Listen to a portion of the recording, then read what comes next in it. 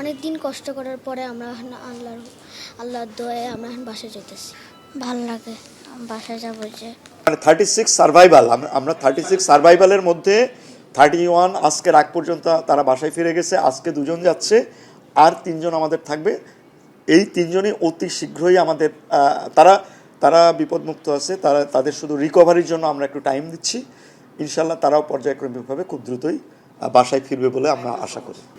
আমরা সবাই জানি যে মাইলস্টোনের ঘটনার পরে আমরা প্রথম দিকে বেশ কিছু আমাদের ছাত্র ছাত্রী এবং শিক্ষক এবং কর্মচারী যারা ছিল তাদেরকে প্রথম চোটেই হারিয়ে ফেলেছি। তাদেরকে জন্য আসলে আমরা তেমন কিছু করার সুযোগই পাইনি। পরবর্তীতে আমাদের যারা প্রাথমিক ধাক্কা কাটিয়ে যারা ছিল তাদের মধ্যে আমরা অত্যন্ত স্বস্তির সঙ্গেই বলতে পারি যে আমাদের 36 জন যারা ক্রমান্বয়ে সুস্থ হচ্ছিল তাদের মধ্যে অলরেডি 31 জনকে আমরা বাড়ি ফেরাতে পেরেছি। 33%-এর সাইবা যেটা সাইরা 30% বার্ন হয়েছিল যে সাইরা, তার কিন্তু মানে আমরা তাকে নিয়ে আমরা খুব কয়েকটা বার আমরা খুব একটা প্রবলেমের মধ্যে ছিলাম। কিন্তু ওকে যখন আমরা আইসিইউতে নিচ্ছিলাম বা অন্য জায়গায় নিচ্ছিলাম, তার বোন যে সাইমা সেও কিন্তু তার সাথে থাকতে চাচ্ছিল। তাদের বক্তব্য একটা ছিল যে তারা একই সঙ্গে থাকবে। তো এই ইমোশনাল পয়েন্টটাকে আমরা আসলে চিকিৎসার পাশাপাশি মাঝে মাঝে আমাদের এই ইমোশনাল পয়েন্টগুলো দেখতে হয়। তো আমরা আলহামদুলিল্লাহ দীর্ঘ প্রায় 3 মাস পরে, 3 মাসের কাছাকাছি হয়ে গেছে, 3 মাস পরে ওদেরকে, হ্যাঁ প্রায় 100, হ্যাঁ রাইট, 3 মাসের বেশি হয়ে গেছে ইনফ্যাক্ট। তারা বাড়ি যাচ্ছে আজকে। না, তাকে আমি যে কথাটা আগেই বলেছি যে তার তো শারীরিক কন্ডিশন এখন কিন্তু পুরোপুরি স্টেবল, কিন্তু যে কথাটা বলেছি শারীরিক কন্ডিশন স্টেবল, কিন্তু যে সমস্ত জায়গাতে আমরা স্কিন গ্রাফট করেছি, যে সমস্ত জায়গাতে তাকে কন্টিনিউয়াসলি তাকে ড্রেসিং করে করে তার হিল হয়েছে, সেগুলো কিন্তু হাইপারট্রফিক স্কার ডেভেলপ করবে ডেফিনেটলি বেশ কিছু জায়গাতে। সেই হাইপারট্রফিক স্কারটা কিন্তু খুব কষ্টদায়ক ব্যাপার। এইটাকে মেনটেন করবার জন্য আমরা একেবারে আমরা যে কথাটা আবারও বলি যে আগামী 2 বছর যাবৎ তার ফলো আপটা হবে একেবারে ভিগোরাস। মানে কোনো ধরনের কোনো নেগলিজেন্সির কথা বলা যাবে না, কোনো ধরনের কোনো রিল্যাক্টেন্সির কথা বলা যাবে না, ক্যাজুয়ালনেস এখানে দেখানো যাবে না।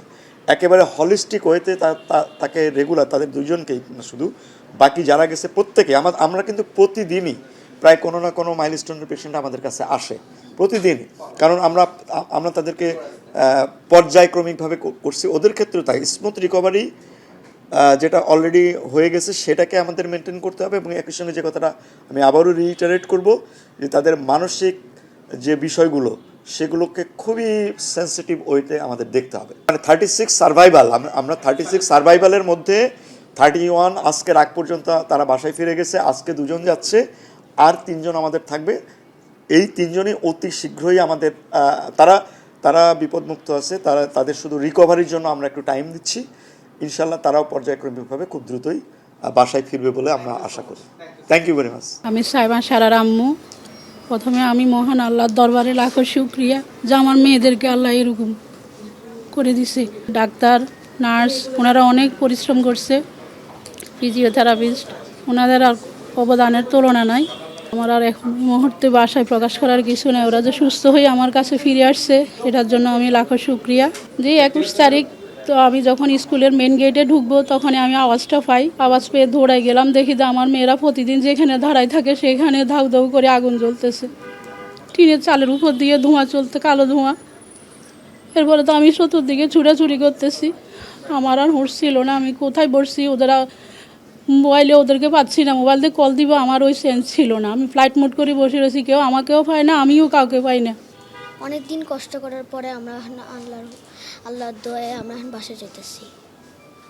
তোমার ভালো লাগে, বাসায় যাবো যে শরীরে এখনো যন্ত্রণা আছে? একটু চুলকায়।